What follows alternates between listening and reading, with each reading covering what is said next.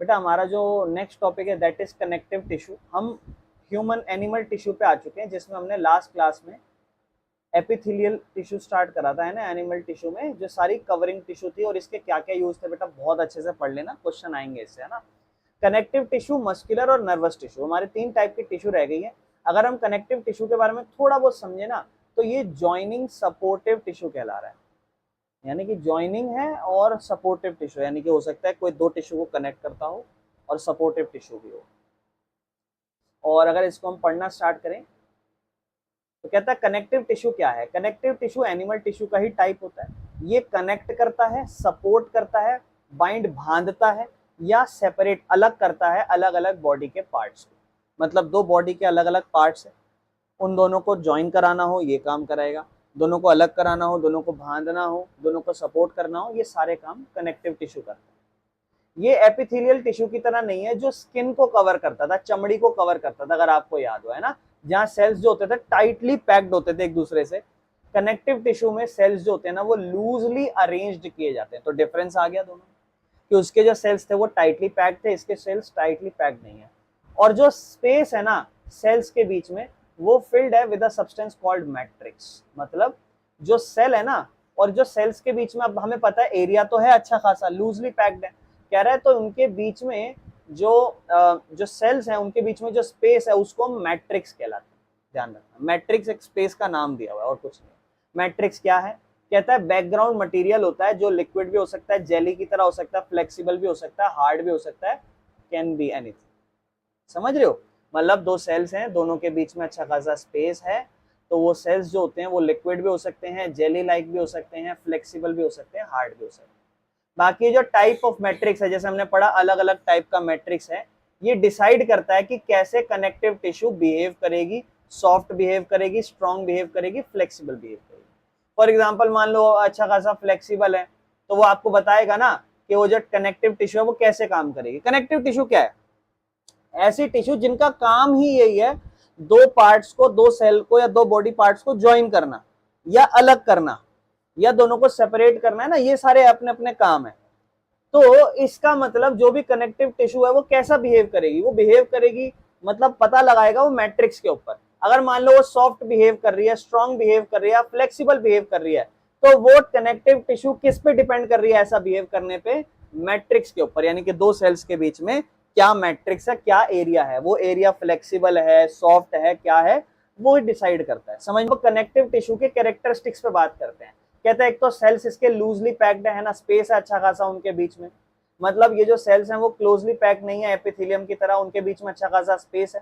फिर कहता है इसमें मैट्रिक्स प्रेजेंट है ना, मतलब मैट्रिक्स पाया जाता है सेल के बीच में। अच्छा वो जो मैट्रिक्स है वो लिक्विड हो सकता है, लिक्विड होगा तो मान लो ब्लड है, ठीक है ना।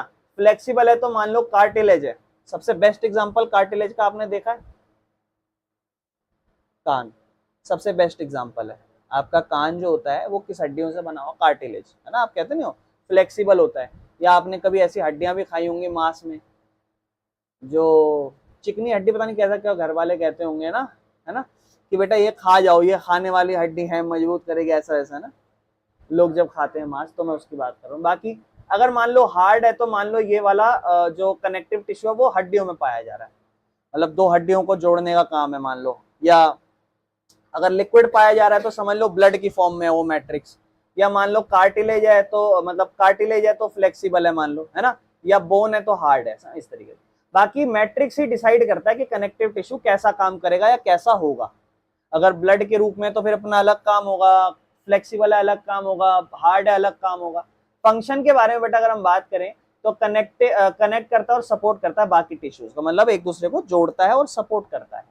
बाकी ये ट्रांसपोर्ट भी करता है बेटा, इधर से उधर सामान पहुंचाना। जायज बात है, कनेक्ट कर रहा है तो दोनों के बीच में मान लो ये यहाँ नदी है और वहां पे रोड है, यहाँ रोड है, उस ब्रिज बना दिया तो वो क्या कर रहा है, कनेक्ट कर रहा है। तो कनेक्ट करेगा तो इसका मतलब ट्रांसपोर्ट होंगी तब चीजें, है ना।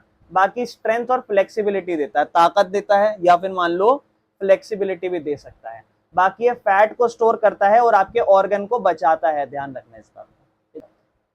कनेक्टिव टिश्यू के टाइप्स की बात करें तो पहला connective tissue fluid connective tissue है, यानी कि ब्लड वाला कनेक्टिव टिश्यू, यानी कि ये खून से जोड़ रहा है, दो बॉडी पार्ट्स को ब्लड से जोड़ रहा है। बाकी जो कनेक्टिव टिश्यू के सेल है ना, वो उस लिक्विड मैट्रिक्स में फ्लोट करते हैं, तैरते हैं, जिन्हें हम प्लाज्मा कह रहे हैं। और प्लाज्मा या जो सेल हैं, प्लाज्मा कह लो या सेल कह लो, जो खून के अंदर पाए जाते हैं, ब्लड के अंदर, वो सेल 3 टाइप के हो सकते हैं, एक रेड ब्लड सेल, एक व्हाइट ब्लड सेल और एक प्लेटलेट्स। अगर रेड ब्लड सेल है तो उसका काम क्या होता है, जो पूरी बॉडी पार्ट में ऑक्सीजन को, यानी कि जो भी आप खून का लाल वाला पार्ट देख रहे हो, तो वो समझ जाओ वो रेड ब्लड सेल्स हैं, कि उनका काम है ऑक्सीजन कैरी करना। और बेटा वो ऑक्सीजन से अट्रैक्टिव होते हैं रेदर देन कार्बन डाइऑक्साइड। तो कार्बन डाइऑक्साइड से अट्रैक्टिव होते हैं, उसको पकड़ते हैं और फिर अपने पूरी बॉडी में ट्रांसपोर्ट कराते हैं। लेकिन व्हाइट ब्लड सेल भी पाए जाते हैं इस प्लाज्मा में या ब्लड के अंदर। तो व्हाइट ब्लड सेल बेटा दिखने में व्हाइट व्हाइट ऐसा मत समझना, ठीक है ना, कि हाँ जी शरीर के अंदर सफेद खून भी बहता है, नहीं, ऐसा नहीं। व्हाइट ब्लड सेल्स हैं बेटा ये, और ये इन्फेक्शन से लड़ाई करते हैं, हमारे बॉडी के सोल्जर कहलाते हैं, यानी कि इम्यून सिस्टम है, लड़ाई करते हैं हमारे शरीर में कोई बीमारी आ जाए उनसे। तीसरा बेटा प्लेटलेट्स होती हैं, जो ब्लड क्लॉटिंग में काम करती है। तीनों के ही तीनों ब्लड सेल का पार्ट कहलाते हैं। ध्यान रखना, इसमें से यूं मत सोचना सिर्फ रेड ब्लड सेल ही ब्लड का पार्ट है, नहीं, व्हाइट ब्लड सेल भी है और प्लेटलेट्स भी हैं, ये तीनों ही ब्लड सेल के पार्ट हैं बेटा। और ये तीनों ही सेल हैं, एक तरीके से ये एक सेल, ब्लड वाले सेल में पाए जाते हैं। यानी कि एक ब्लड का सेल है तो उसमें 3 चीजें पाई जा सकती है, आरबीसी, डब्ल्यूबीसी और प्लेटलेट्स, ठीक है बेटा। और यही कनेक्टिव टिश्यू का काम करते हैं, फ्लूइड वाले। इनका काम क्या होता है बेटा, ब्लड जो होता है ना फ्लो करता है, या तो मान लो ऑक्सीजन ट्रांसपोर्ट कर दी, या मान लो फूड को डाइजेस्ट कर दिया, या हॉर्मोन्स को आपको इधर से उधर ट्रांसपोर्ट या काम कर रहे हैं, या वेस्ट मटेरियल जो आपका है उसको भी ट्रांसपोर्ट करना, है ना, आपकी बॉडी को जर्म से बचाना। जैसे मान लो आपको एक कट लग गया, तो आपको पता है आपके एक खून की परत जमने लग जाती है, रेड रेड सी पपड़ी सी नहीं जम जाती जब कभी चोट लगती है, वो क्यों जमती है, ताकि खून ज्यादा ना फ्लो ना करे, उसको रोकने का काम करती है, तो प्लेटलेट्स होता है बेटा, है ना।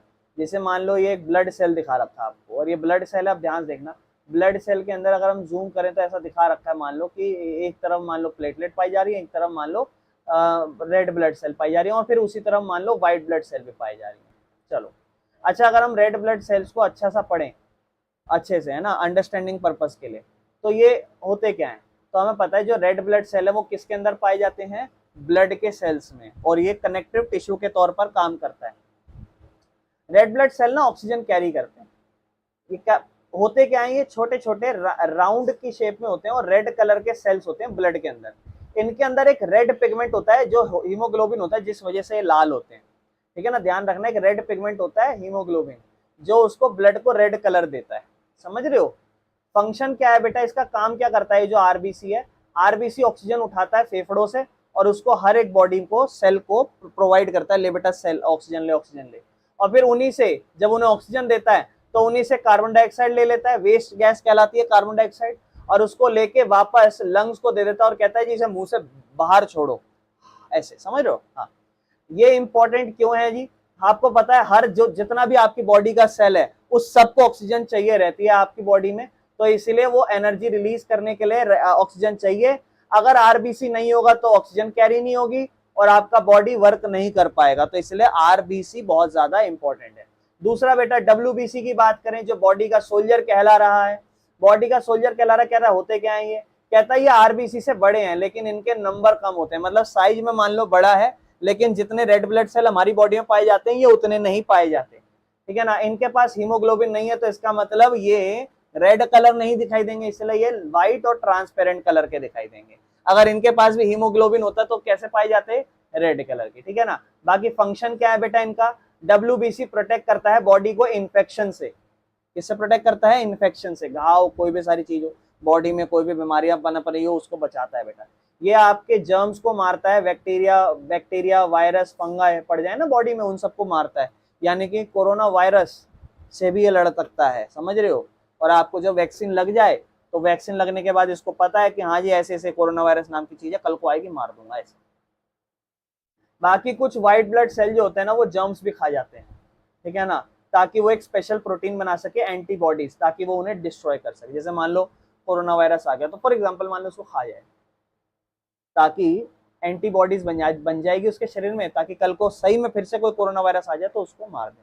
मेरे भाई, why are they called soldier, इन्हें सोल्जर क्यों कह रहे हो जी, कह रहे दुश्मनों से बचाते हैं, हमारे देश को, तो वैसे ही WBC जो है ना बाहर की बीमारियों, दुश्मनों को हमारे शरीर, दुश्मनों से बचा रहा है हमारे शरीर को, ठीक है ना। एग्जाम्पल, मान लो आपको कट लग गया, तो जर्म्स जो है ना वो आपकी बॉडी में घुस सकता है। कुत्ता काट गया मान लो, तो उसका जो वायरस है वो खून से आपकी बॉडी में जा सकता है ना। तो WBC जो है ना उस कट एरिया में जल्दी से भागता है, ठीक है ना, और भाग के उस जर्म से लड़ता है, इन्फेक्शन को बढ़ने से रोकता है। इसीलिए आप जो है ना देखते हो एक पस, यानी कि डेड WBC या जर्म्स आपके वाउंड में कभी कभी पाया जाता है ना, पस जिसे हम कहते हैं, पस पड़ गए वो सारी चीज, समझ रहे हो। तो वो पस हमें दिखाई देती है, यानी कि डेड WBC या जर्म्स पाया जाता है, जो कभी कभी वाउंड, घाव भी होता है कभी कभी, समझ रहे हो।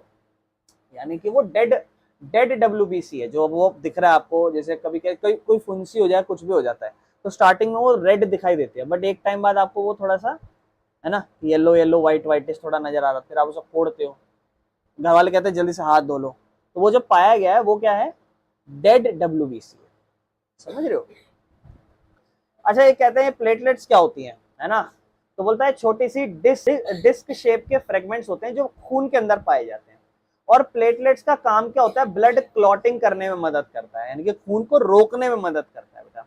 जब आपको कोई कट लगता है तो प्लेटलेट्स जो है ना एक नेट लाइक स्ट्रक्चर बना देती हैं और सील कर देती हैं जो भी घाव है उसको क्लॉट बना के। मतलब जैसे मान लो यहाँ घाव, चोट लग गई, तो एक नेट लाइक स्ट्रक्चर बनाएंगी ये और उसको सील कर देंगे ऐसे कि अब कोई भी खून यहाँ से बाहर नहीं जाएगा, ठीक है ना। जिससे क्या होता है, कभी कभी एक्सेसिव ब्लीडिंग जो होती है ना वो रुक जाती है। अधिक तो कभी कभी किसी इंसान को चोट लगी, एक्सीडेंट हुआ, तो आप क्या न्यूज पढ़ते हो कि ज्यादा खून बहने की वजह से मर गया।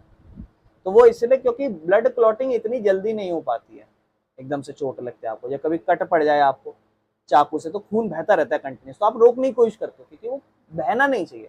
ज्यादा बॉडी से खून निकल जाएगा तो बहुत बड़ी प्रॉब्लम है, समझ रहे हो, क्योंकि बॉडी में ट्रांसपोर्ट होनी है, ऑक्सीजन सारी चीज होनी है, और वो आपकी बॉडी से रिमूव हो रहा है, समझ रहे हो। एग्जाम्पल, जब आपको छोटा कट पड़ता है तो आपको जो होता है ना वो ब्लीड जो होता है हमेशा नहीं होता, कुछ टाइम बाद एक ब्राउनिश क्रस्ट बन जाता है, वो प्लेटलेट ही बनाता है ब्लड क्लॉट से, ठीक है बेटा। बाकी बेटा बोन की अगर हम बात करें तो ये हार्ड और स्ट्रॉन्ग कनेक्टिव टिश्यू है, ठीक है ना। तो हमने 3 पढ़े थे ना, एक ब्लड पढ़ा था, एक कार्टिलेज के बारे में थोड़ा पढ़ा था अपन ने, है ना, कार्टिलेज जो थोड़ी सी ऐसी है ना। बाकी एक हो गया अपना बोन वाला, तो बोन वाले को पढ़ रहे हैं। बोन आपको पता है थोड़ी सी खुरदुरी, हार्ड और स्ट्रॉन्ग होती है, बॉडी का पार्ट होता है ना, जो एक स्केलेटन ढांचा बनाता है आपका। तो बेटा जो ढांचा आप देख रहे हो ना, वो बोन, हड्डियां, बेटा वो भी कनेक्टिव टिश्यू ही है, ठीक है ना, ध्यान रखना। ये जो फ्रेमवर्क है ना, ये आपकी बॉडी को आकार देता है और आपकी बॉडी को सपोर्ट करता है खड़े रहने में, बैठने में, जो भी आपकी बॉडी को स्ट्रॉन्गनेस देता है और आपकी बॉडी को आकार देता है ना। बाकी जो हार्डनेस होती है ना, बोन आप देखते हो थोड़ी सी हार्ड होती है, तो आपको कह रहा है कि ये कैल्शियम फॉस्फोरस सॉल्ट्स की वजह से होता है। यानी कि जो हार्डनेस आ रही है ना आपकी हड्डियों में, वो कैल्शियम एंड फॉस्फोरस सॉल्ट से बना हुआ आ रहा है, जो उनकी मैट्रिक्स में पाया जाता है, बैकग्राउंड मटेरियल में पाया जाता है। ध्यान रखना, जो बोन के अंदर सेल पाए जाते हैं वो ऑस्टियोसाइटस बोन सेल्स कहलाते हैं। फंक्शंस क्या होते हैं, जो हमारा बोन कनेक्टिव टिश्यू कहला रहा है, बोन भी हमारा एक टिश्यू होता है, ध्यान रखना, ब्लड भी हमारा एक टिश्यू होता है, यानी कि ब्लड भी 2 बॉडी पार्ट्स को कवर कर रहा है, ट्रांसपोर्ट करने में मदद कर रहा है, और बोन भी जो है 2 बॉडी पार्ट्स को कनेक्ट कर रही है, हमारी बॉडी को सपोर्ट कर रही है। तो बोन की अगर हम बात करें तो बोन में जो सेल पाया जाता है वो ऑस्टियोसाइट्स पाया जाता है। बाकी इसका काम क्या होता है बोन सेल का, तो एक शेप देता है और स्ट्रक्चर देता है आपकी बॉडी को। आपका जो बोन बना हुआ है वो ढांचा कहलाता है ना, याद है, बोन जो होती है ना वो ढांचा बनाता है, जो आपकी बॉडी का पूरा एक फ्रेमवर्क होता है ना, ढांचा, किसी भी चीज का ढांचा। तो जो फ्रेमवर्क होता है ये आपकी बॉडी का शेप डिसाइड करता है। बिना हड्डियों के आपकी बॉडी जो है ना वो बहुत सॉफ्ट लपीली सी होती है ना, कहीं गिरा रहे हो कहीं से, सोचो ना, बोन ही नहीं है तो हाथ भी यहीं से कहीं से भी मुड़ जाता, कितना फ्लेक्सिबल इंसान, पता नहीं कैसे ही, मतलब समझ रहे हो। Example, your face shape is decided by skull bones, आपका जो फेस है इवन वो भी खोपड़े की वजह से दिखाई देता है आपका, है ना। और आपकी जो हाइट है या जो आपको बॉडी का पोस्चर होता है ना, बॉडी का किसी किसी का पोस्चर होता है, कोई अजीब अजीब तरीके से पोस्चर में खड़े होते हैं ना वो, तो वो सब भी डिसाइड करा जाता है स्पाइनल कॉलम या लेग बोन्स के द्वारा, समझ रहे हो। तो ये काम आपकी बॉडी को पोस्चर देना, सपोर्ट करना। अगला और क्या होता है, बोन का सपोर्ट आपकी बॉडी को देना। बोन्स जो है ना सपोर्ट करती है और होल्ड करती हैं सॉफ्ट पार्ट जो होते हैं ना बॉडी के, जैसे कि मसल्स या स्किन या ऑर्गन्स को। मतलब बोन्स जो है ना वो अपने साथ साथ आपकी बॉडी में चमड़ी है ना, मसल्स हैं, या आपकी जो स्किन है, या आपके शरीर के जो ऑर्गन है, उन सबको भी सपोर्ट कर रही है, होल्ड कर रही है, आपकी हड्डी के अंदर ही आपका लंग्स पाया गया है, हार्ट पाया गया है। तो जितनी भी सारी चीजें हैं ये सब सपोर्ट या होल्ड करके कौन रख रहा है? बोन्स ही तो रख रहा है। बिना बोन्स के जो ऑर्गन्स हैं, सॉफ्ट ऑर्गन्स, वो कोलैप्स कर सकते हैं आपस में ना, या फिर वो कुछ भी उन पे अटैक हो सकता है। धक्का मारने पे मान लो हड्डियां ही नहीं है, धक्का मारने पे किसी का दिल खत्म, मर गया ऑन द स्पॉट इंसान में, समझ रहे? ठीक है ना, चलो आगे चलते हैं। एग्जाम्पल, बैकबोन जो स्पाइन होती है वो आपकी अपर बॉडी को और आपके हेड को ना, ताकि आप ढंग से खड़े रहो, सपोर्ट करती है। किसी किसी का होता है ना बच्चा, कोई आप देखते हो स्पाइनल कॉर्ड या किसी बच्चे का चीज़ें खराब होती हैं, तो मूवमेंट या जो भी होती है जनरली नॉर्मल तो वो नहीं कर पाता बच्चा, थोड़ा सा वैसा रहता है, इनएक्टिव सा रहता है। आप देखते हो ना, वो खाएगा पिएगा सब करेगा पर वो ढंग से खड़ा नहीं हो सकता बच्चा, समझ रहे हो वैसा। बाकी प्रोटेक्ट करता है आपका डेलिकेट ऑर्गन को, मतलब बोन्स जो है ना वो एक तरीके से प्रोटेक्टिव शील्ड है इंपॉर्टेंट अंग को। जैसे आपको पता है स्कल आपका बोन है, वो किसको प्रोटेक्ट करता है? आपके दिमाग को, है ना। जो रिब केज है आपकी, वो लंग्स या हार्ट्स को प्रोटेक्ट करती है। जो बैकबोन है आपकी स्पाइन, वो बेटा आपकी स्पाइनल कॉर्ड को प्रोटेक्ट करती है। और स्पाइनल कॉर्ड बहुत इंपॉर्टेंट है, ये बात ध्यान रखना। ब्रेन्स मतलब देखो, जैसे मान लो अभी सामने एक गर्म चीज है, मैं एकदम से छुई और हटाई, ये ब्रेन नहीं करता काम। अगर आप यूं सोच रहे हो कि ये काम ब्रेन करता है, तो ब्रेन नहीं करता, ये काम स्पाइनल कॉर्ड करता है। अब ब्रेन क्या हुआ, कॉन्टैक्ट का लिस्ट बता रहा हूँ। मान लो ये मेरा हार्ट टच हुआ, एक सेल होगा जो मेरे को जल्दी से इंफॉर्मेशन देगा गर्म है, हटाओ हटाओ। तो मेरा स्पाइनल कॉर्ड उसको सबसे पहले रिसीव करेगा और कहेगा हटाओ हाथ, हटा दिया। बाकी स्पाइनल कॉर्ड ब्रेन को ये मैसेज पहुंचा देगा कि इतने बजे ऐसा ऐसा हुआ था और इस बंदे ने मैसेज दिया है। ब्रेन का कोई काम नहीं है, जो भी मूवमेंट्स हो रही हैं कुछ भी है। हाँ, मैं बैठ के सोच रहा हूँ, दिमाग लगा रहा हूँ, फिर कोई बात कह रहा हूँ या फिर कोई एक्शंस ले रहा हूँ, ये सारे काम ब्रेन के हैं। इनके ब्रेन मेजरली थिंकिंग पार्ट है, लेकिन कोई इमीडिएट एक्शंस रिएक्शंस हुए ये कौन परफॉर्म कर रहा है? Spinal cord. तो सोच सकते हो ना स्पाइनल कॉर्ड भी कितना ज्यादा इंपॉर्टेंट है। और स्पाइनल कॉर्ड ही दिमाग को मैसेज पहुंचाता है कि ये काम करना है या नहीं करना। तो जो ब्रेन होता है ना बेटा, वो स्लो वर्क परफॉर्म करता है। जो इमीडिएट एक्शंस होते हैं ना इंसान के, reflexive actions, spinal cord perform करता है। अगर आप गिरे तो आपका जो खोपड़ा है वो एब्जॉर्ब करेगा शॉक और ब्रेन को प्रोटेक्ट करेगा, है ना, वही सिंपल। बाकी और क्या काम करता है? हड्डियां आपकी मूवमेंट में मदद करती हैं, एक तरीके से लिवर या लीवर के तरीके से काम करता है। क्या? बोन्स जो होती है ना, वो उनके पास जॉइंट्स होते हैं जो उनके मूवमेंट को अलाउ करते हैं, यानी कि बोन्स हमें पता है दोनों जॉइंट्स भी अलाउ करते हैं, है ना। मसल्स जो होती है ना, वो आपको पता है हड्डियों के चिपकी हुई होती है ना। नहीं पता तो आपने फिर चिकन नहीं खाया, है ना। करते हो ना, कैसे मांस फाड़ते हैं, इधर खाते हैं, हड्डियां दिख जाती है अंदर। जब मसल्स कॉन्ट्रैक्ट होती हैं, अब देखो जैसे मसल्स होती है, जैसे मान लो कोई, अब आप अपने हाथ को ऐसे करके देखो ना, ऐसे, अभी तो मेरे थोड़े कमजोर, पर जैसे मान लो आप अपने हाथ को ऐसे करके देखोगे तो आपका मसल्स एक ही साथ इकट्ठा होता हुआ नजर आएगा, है ना। उसे कॉन्ट्रैक्ट करना कह रहे हैं, है ना। तो they pull on bones, this create movement like walking, lifting, running, है ना। जैसे मान लो हम कोई चीज उठाते हैं तो बॉडी लिफ्ट होती है, या हम कभी बॉडी भी दिखाते हैं शीशे के सामने, है ना, तो क्या होता है कि हम देख रहे हैं कि हमारी बॉडी मसल बड़ी बड़ी डोले डोले नजर आ रहे हैं, बड़े बड़े। वो जनरली कुछ नहीं है, आपने लिफ्टिंग करी है, आफ्टर लिफ्टिंग आपकी जो मसल्स है वो थोड़ी कॉन्ट्रैक्ट हुई है। अब मैं सीधा खड़ा हुआ हूँ तो क्या मेरा जो बॉडी डोला वोला जो है वो क्या बहुत मोटा नजर आ जाएगा क्या? जब तक मैं उसे कॉन्ट्रैक्ट नहीं करूंगा। तो मेरी जो बोन्स है ना वो उसे कॉन्ट्रैक्ट करने में मदद कर रही है ना, बोन्स जो है ना वो उसे पुल कर रही है, मूवमेंट हो रही है। एग्जाम्पल, जब आप अपने हाथ को बेंड करना चाहते हो तो जो मसल्स होती है ना वो बोन्स में मसल पुल करती है बोन्स को फोर आर्म तक, towards the upper arm at the elbow joint. जैसे मान लो ये ना, ये तो मसल्स उसको खींचने में मदद कर रही है ना, बोन्स के साथ पुल अप कर रही है मसल्स मदद कर रही है, हड्डियां नहीं मदद कर रही है। ये बात ध्यान रखना, समझ लो एक बार इसको फिर से। अगर आप अपने आर्म को बेंड करना चाहते हो, बेंड कर रहे हो अपने आर्म को, तो जो मसल्स है ना, ये जो मसल्स हैं ये इस हड्डियों को खींच रही है कि ऊपर आ, समझ रहे हो ना, और फोर आर्म से अपर आर्म की तरफ ला रही है, ठीक है ना। ये फोर आर्म है आपका और ये अपर आर्म है, इसकी तरफ ला रही है, समझ रहे हो, एल्बो जॉइंट के थ्रू। तो बेटा ये जो काम हुआ, यानी कि आपका हड्डी खींचती है आपकी बॉडी को या आपका मसल्स, ध्यान रखना। बाकी स्टोर होता है मिनरल और प्रोड्यूस करते हैं ब्लड सेल्स, मतलब बोन जो होती है ना वो मसल्स भी स्टोर करती है मिनरल और प्रोड्यूस करते हैं ब्लड सेल्स। मतलब बोन्स जो होती है ना आपको स्टोर करती है मिनरल जैसे कि कैल्शियम और फॉस्फोरस। अगर आपको याद हो तो हड्डियां इसी से बनती हैं, है ना, जो हार्ड पार्ट होता है हड्डियों का इसी वजह से होता है। और रिलीज करती हैं जब भी आपके शरीर को चाहिए, तो हड्डियां जो आपकी ये स्टोर करके रखती हैं कैल्शियम और फॉस्फोरस। जब भी आपके शरीर को कैल्शियम फॉस्फोरस चाहिए तो रिलीज करती हैं।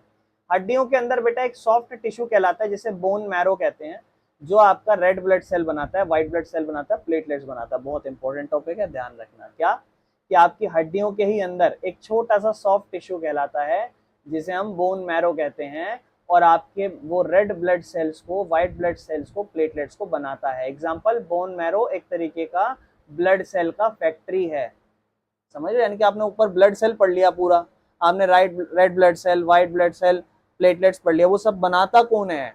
बोन मैरो, ठीक है ना, आपकी हड्डियों के अंदर। क्लियर है, कोई दिक्कत तो नहीं है? चलें आगे बेटा। इसके बाद जो हम पढ़ रहे हैं कनेक्टिव टिश्यू, जो कनेक्ट कर रही है, या तो कनेक्ट या सपोर्ट। उसमें सबसे पहला हमने कौन सा पढ़ा था? Blood cell. दूसरा हमने कौन सा पढ़ा? Bone cell. तीसरा बेटा हम पढ़ रहे हैं ligament, bone to bone connector. अभी तो हमने ये पढ़ा।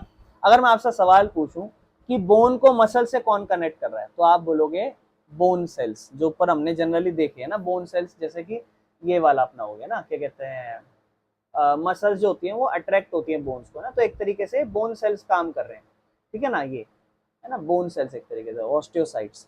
लेकिन बेटा अगर एक हड्डी दूसरी हड्डी से जुड़ रही है, एक हड्डी दूसरी हड्डी से अगर जुड़ रही है, तो वो लिगामेंट का काम होता है, ध्यान रखें। और ये भी कनेक्टिव टिश्यू का ही पार्ट है। ये होते क्या है, लिगामेंट जो होते हैं ना, वो टफ बैंड होते हैं जो कनेक्ट करते हैं एक हड्डी को दूसरी हड्डी से जॉइंट में।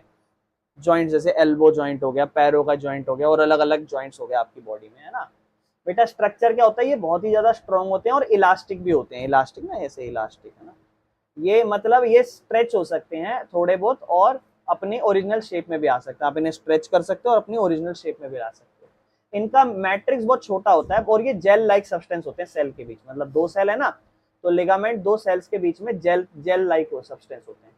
बाकी इनका काम क्या है बेटा, ये आपकी हड्डियों को दोनों को ज्वाइन करके रखते हैं जॉइंट्स पे, और ये मूवमेंट अलाउ करते हैं और हड्डियों को रोकते हैं मूव करने में, ताकि ये दूर एक दूसरे से दूर ना हो जाए, डिसलोकेट ना हो जाए, आपकी हड्डियां अलग अलग ना हो जाए, समझ रहे हो।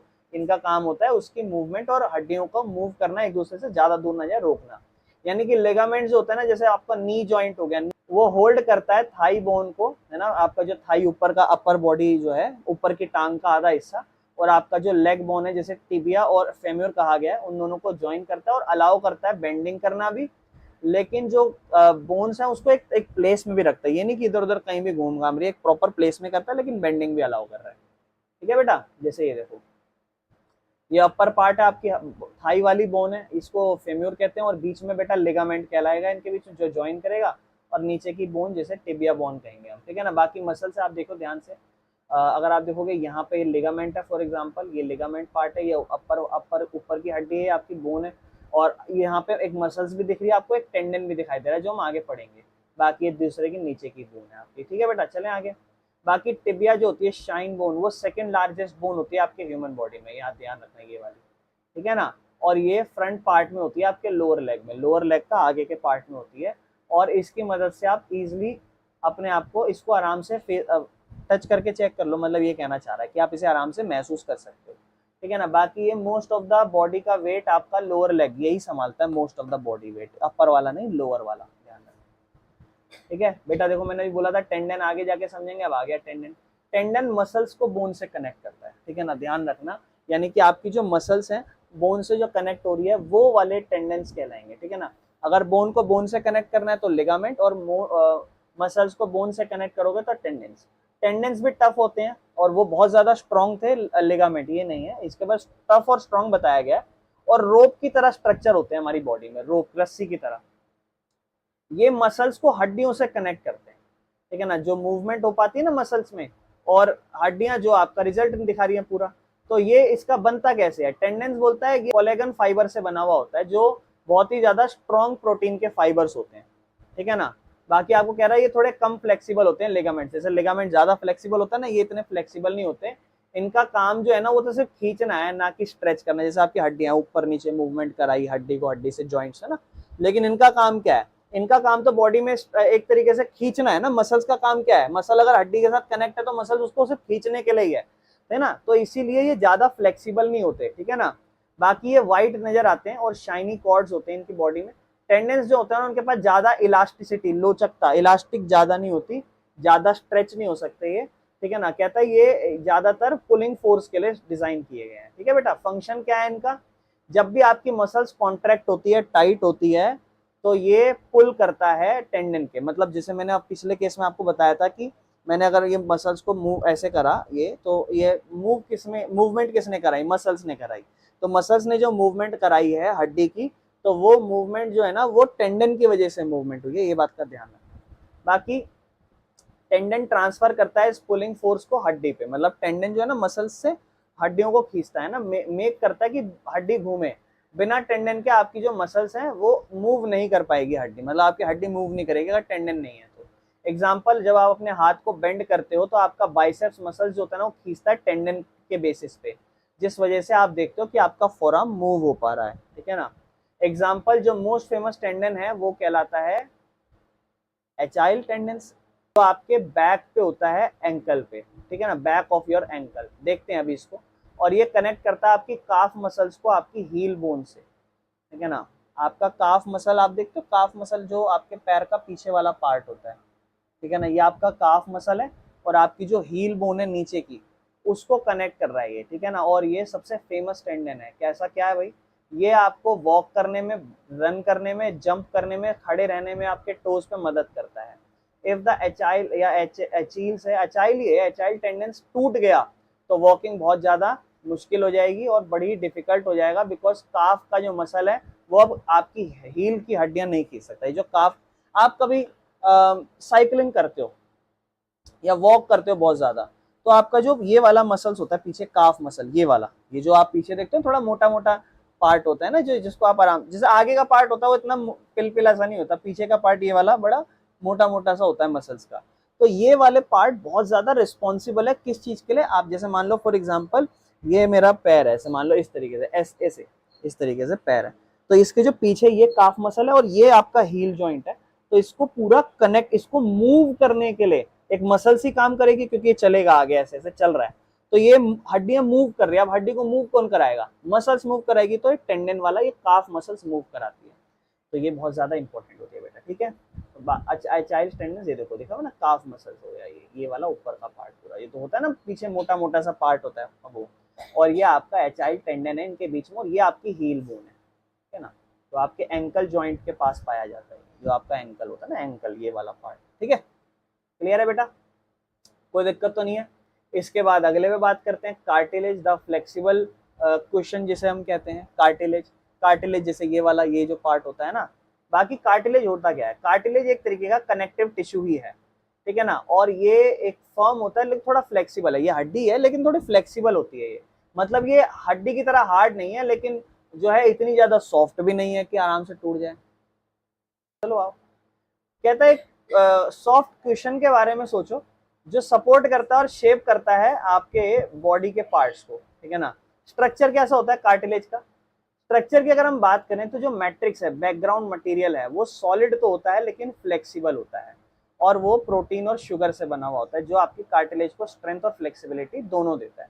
बाकी जो सेल होता है इसके अंदर, कार्टिलेज के अंदर, वो कॉन्ड्रोसाइट्स कहलाता है, ठीक है जी, नाम याद रखना है इसका, ठीक है ना। बाकी कार्टिलेज के पास कोई ब्लड वेजल्स नहीं है, मतलब कोई नसें नहीं है इनके पास, इसका मतलब ये न्यूट्रिएंट नहीं लेता डायरेक्टली ब्लड से, बल्कि इसके अलावा ये डिफ्यूजन करता है, ठीक है ना, ताकि आप इसके अंदर सेल्स को न्यूट्रिएंट पहुंचे। इसका मतलब नसें होती हैं जो सारा खाना पहुंचाती हैं, लेकिन ये नसों से नहीं पहुंचा पाता इसके हड्डियों में। इसकी हड्डियों में जो न्यूट्रिएंट पहुंच रहा है वो किससे पहुंच रहा है, वो पहुंच रहा है डिफ्यूजन, समझ रहे हो, हाई कॉन्सेंट्रेशन से लो कॉन्सेंट्रेशन। और इसी वजह से जो कार्टिलेज है वो थोड़ा हील होने में थोड़ा टाइम लगाता है, अगर वो डैमेज हो जाए तो, कान वान अगर मान लो कोई हड्डी वड्डी डैमेज हो तो हील होने में टाइम, क्यों, क्योंकि उसको डायरेक्ट ब्लड वेसल्स से न्यूट्रिएंट नहीं पहुंच रहे जल्दी, उसको किस वजह से पहुंचेंगे, उसको डिफ्यूजन की वजह से पहुंचेंगे। अच्छा, कार्टिलेज का काम क्या होता है, ये जॉइंट जो होते हैं ना आपकी बॉडी के, उस पे क्वेश्चन की तरह काम करता है, ठीक है ना। कार्टिलेज प्रेजेंट होता है किनारों पे बोन्स के, जहां पर ये ज्वाइंट करते हैं, ठीक है ना। कार्टिलेज दोनों किनारों पे पाया जाता है जहां कार्टिलेज और दोनों ज्वाइंट कर रहे हैं। ये एक तरीके से शॉक एब्जॉर्बर काम करता है, शॉक एब्जॉर्ब करता है, तो जो हड्डियां है ना वो डायरेक्टली रब नहीं करोगे एक दूसरे के अगेंस्ट अगर मूवमेंट हो रही है तो, और ये मूवमेंट स्मूथ और पेन फ्री भी बनाता है, ठीक है ना। बाकी और क्या काम करता है, ये शेप देता है और सपोर्ट करता है सॉफ्ट पार्ट्स को। कार्टिलेज प्रोवाइड करता है structure to the parts of the body that needs to be flexible, जैसे कि nose, ear, windpipe, track, या भी होता है हमारा लेरिक्स जो हमारा वॉइस बॉक्स होता है, उन सबको ये थोड़ा सा फ्लेक्सिबल जिन्हें होना है ना, जिन पार्ट्स को जहां पर डायरेक्ट हड्डियां तो सॉलिड होती हैं, ज्यादा मूवमेंट नहीं करने देंगी, तो उन इलाकों में ये पाए जाते हैं। जैसे आप नाक को भी आराम से हिला लेते हो तो वो जो हड्डी है वो कार्टिलेज से बनेगा। फॉर एग्जाम्पल जो आपकी बॉडी का कान का आउटर पार्ट होता है वो आराम से बेंड हो जाता है, तो वो अपनी शेप जो है ना वो उसकी शेप बिकॉज ऑफ कार्टिलेज की वजह से ऐसी। बाकी आपकी हड्डियों को डैमेज से भी प्रोटेक्ट करता है। जॉइंट्स में होता है बेटा ये कार्टिलेज, कभी कभी जैसे नी या एल्बो या एंकल है ना, वहां पर भी ये कार्टिलेज पाया जाता है, जिससे ये फ्रिक्शन मतलब रोकना है ना वो कम करता है, किसके बीच में, बोन्स को वेयरिंग आउट से, बाहर कहीं कोई वेयरिंग आउट हो गया उससे रोकने में मदद करता है। बाकी अगर मान लो कार्टिलेज डैमेज हो जाए तो ये एक बीमारी फैला सकती है, एथराइटिस, ठीक है ना। आपने सुना होगा जॉइंट्स पेन की बीमारियां होती है लोगों को, थोड़ा बड़े ओल्ड एज में आते हैं, जैसे से अर्थराइटिस प्रॉब्लम हो जाती है लोगों को, तो उसमें समझ लो कार्टिलेज आपका धीरे धीरे डैमेज होता जा रहा है, ठीक है। अभी और है एग्जाम्पल देख लेते हैं आ जाओ। ईयर्स, तो जो आप कानों में देखते हो छोटा सा बेंडेबल पार्ट होता है ना आपका, वो कार्टिलेज। नोज में आप देखते हो जो टिप होता है नोज का ना, ये वो आपका फ्लेक्सिबल होता है। अगर आप जॉइंट्स की बात करोगे तो जो नी हो गया या एल्बो या शोल्डर हो गया ना, उसमें भी कार्टिलेज एक क्वेश्चन के तौर पर काम करता है।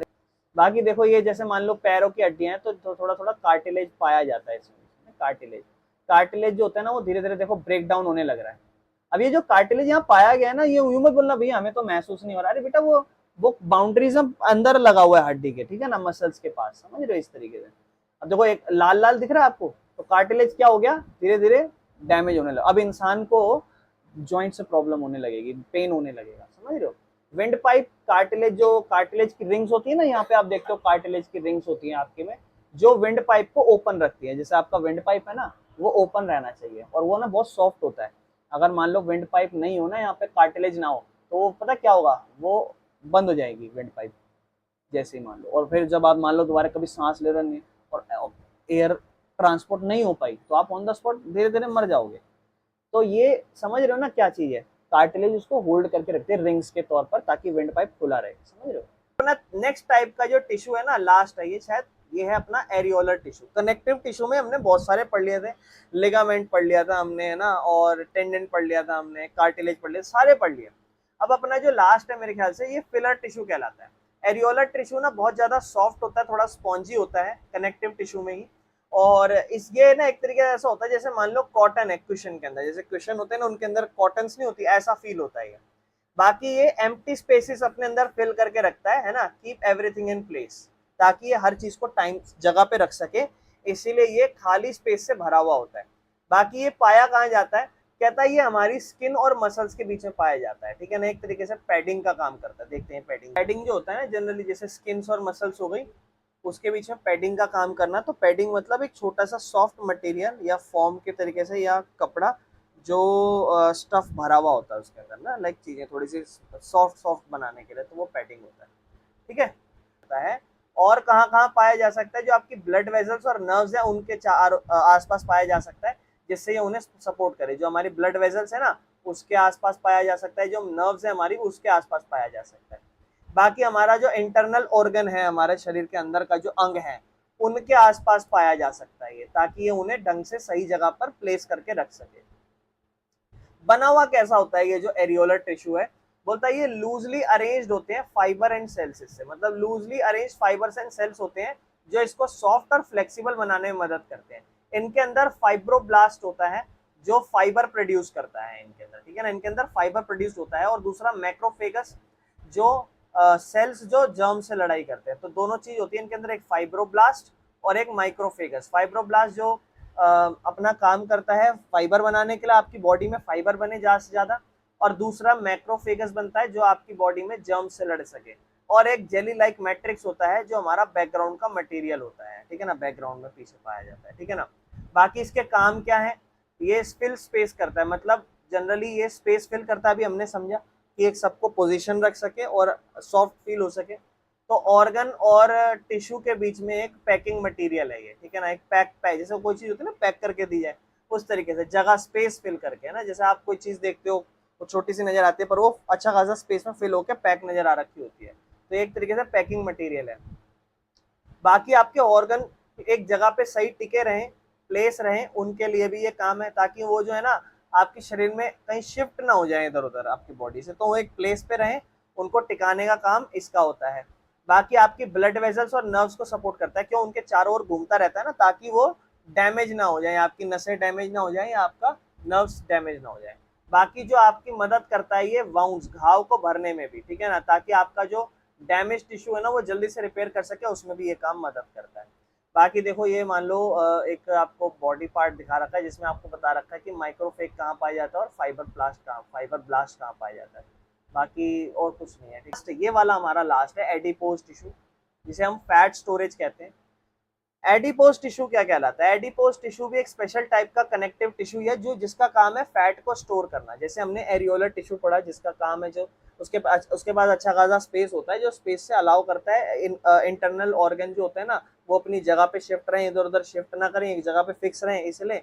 और जो स्पेस होता है उस वजह से वो थोड़ा सा सॉफ्ट सॉफ्ट स्पॉन्जी फील होता है, ठीक है ना। लेकिन एडिपोज टिश्यू क्या करता है? एडिपोज टिश्यू एक स्पेशल टाइप का कनेक्टिव टिश्यू है जो फैट को स्टोर करता है, और ये एडिपोसाइट्स यानी कि फैट स्टोरिंग सेल से बना हुआ होता है। फैट ड्रॉपलेट्स भी पाई जाती है इसके अंदर, ठीक है ना। तो ये किससे बना हुआ होता है वो इसका।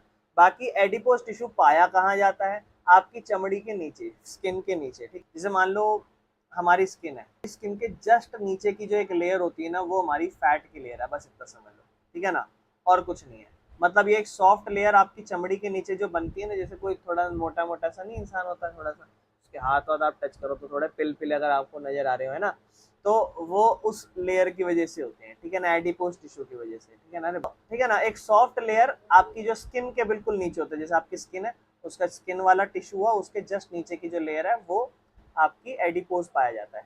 बाकी और कहाँ कहाँ पाया जाता है? आपके इंटरनल ऑर्गन जैसे कि किडनी हो गया, हार्ट हो गया, आंखें हो गई, उनको शॉक लगने से बचाता है, ठीक है ना, तो वहां पर ये पाया जाता है।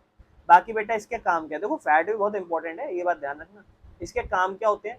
एनर्जी को स्टोर करके रखते हैं। ये बात आपको पता है, आपकी बॉडी में जब भी कभी आप बीमार पड़ते हो और आप ऑलरेडी मोटे हो तो आप बहुत ज्यादा कमजोर हो जाते हो, क्योंकि आपकी बॉडी अभी इस टाइम पर एक ऐसी सिचुएशन में जहां आप अलग से खाना नहीं खा पा रहे, ढंग से आपका डाइजेस्टिव सिस्टम चल नहीं रहा, तो आपका शरीर क्या करेगा? आपका जो फैट ऑलरेडी आपकी बॉडी में स्टोर हुआ पड़ा है ना वो खाएगा, ठीक है ना। तो स्टोर करता है एनर्जी, फैट जो होता है ना वो स्टोर होता है यहाँ पर, ताकि जब भी बॉडी को एक्स्ट्रा एनर्जी लगे तो वो इस्तेमाल कर सके। बाकी इंसुलेशन, फैट एक तरीके से चादर की तौर पर काम करता है, जिससे वो हीट को वापस रिटेन करने में और आपकी बॉडी को गर्म करने में, ठंड सर्दियों में काम करता है, ठीक है ना, ताकि आपकी बॉडी में हीट भी रहे, है ना, तो इसलिए काम करता है इंसुलेशन। बाकी क्वेश्चनिंग का काम करता है।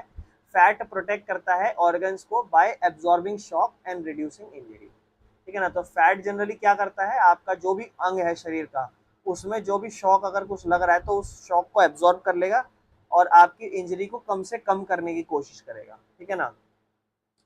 एग्जाम्पल, जो फैट की लेयर है आपकी चमड़ी में वो आपकी बॉडी को गर्म रखने में मदद करती है विंटर में, ठीक है ना, समझ रहे हो। बाकी फैट अराउंड द किडनीज आपका एक तरीके से सॉफ्ट क्वेश्चन की तरह काम करता है, ताकि वो आपको डैमेज से बचा सके, ठीक है ना। बाकी एक बना के दिखा रखा है आपको, ठीक है ना, ये वाला पार्ट देख रहे हो आप, फैट रिजर्वर आपका एक सेल है, सेल में देख लो कितना बड़ा पार्ट, एडिपोसाइट, ठीक है ना, जो आपका फैट सेल कहलाता है वो इस टाइप का होता है। इतना इतना पार्ट देखो फैट का ही है।